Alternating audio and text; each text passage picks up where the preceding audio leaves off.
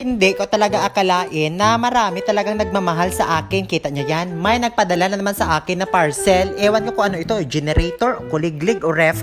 Dahil excited ang lola mo, buksan ko ito para makita ng mga chismosa kung ano yung laman ng parcel na pinadala sa akin. Grabe talaga yung pagkabalot sa cover ng parcel na to. Ang tigas-tigas kasi ang habol nga nagunting ko. Pero basta wala akong pakialam. Importante, mabuksan to at makita nyo lahat. Dahan-dahan talaga yung pagkagunting ko kasi yung cover na to na plastic, ang sarap kasi at aganda nito laruin. Yung paputok-putokin ba sa kamay o kung boring ka, ang sarap nito laruan. Dahil wala lang nga akong lakas kasi kanina pagbuhat ko nito, grabe talaga yung bigat. Siguro mga 30 kilos na parcel na to. Kaya nag-isip ako, ano ba ito? Kaya sa nagpadala sa akin, maraming salamat talaga kasi nakita niya na mahilig daw ako magsayaw-sayaw. Hindi ko alam kung ano ito. Kaya binuksan ko na. Pagkakita ko sa karton ay perfect yung ipinadala sa akin kasi sabi nagpadala, igagamitin ko daw ito sa classroom kung mag-speaking ko, no?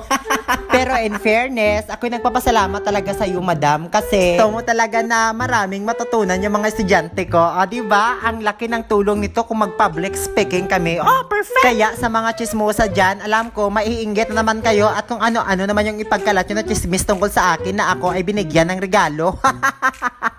Mainggit naman kayo ng mga no comment. Sa karton pa lang, ang laki na talaga. Kaya nag-expect talaga ako na malaki talaga yung speaker na pinadala sa akin. O, kita nyo yan. O, pak, karton pa lang, excited na ako. Hindi ko pa nga nakita yung laman pero feeling ko ang laki-laki talaga ng speaker na ipinadala sa akin. Diba? Sinabi ko sa inyo kanina na yung plastic na cover ang sarap laruan. O, kita nyo yan? Yan yung ginagawa ko pag bored ako. O, eto na yung itsura ng speaker. May brodo na ako na speaker at in fairness, napakalaki. Kaya excited na ako na kuhain siya sa lalagyan. Kaya kung ako sa inyo, magpakabait kayo sa mga tao. Kasi kung masama yung ugali nyo, nako, ichichismis kayo, ipagkakalat pa na masama yung ugali nyo. Katulad ng mga kilala ko, grabe yung mga ugali nila. Palasimba, pero chismosa. Puryagaba lang. And finally, andito na, nabuksan ko na. Kaya in 1, 2, 3, ipapakita ko sa inyo kung gaano kalaki yung mata nyo.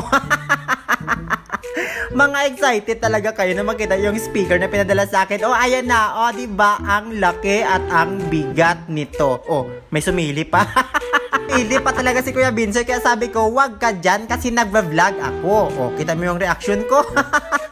Feeling ko dito, parang may kulang. Kaya kinuha ko yung mga laman ng karton. At dito, nakita ko nga na may microphone pala na dala. At dalawa yung microphone. Orange pa yung cover.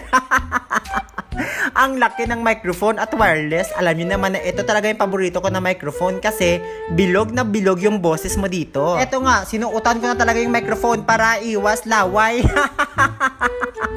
Oh, kita niyo yan? Ga orange yung microphone. Oh, paborito ko to. Ga orange.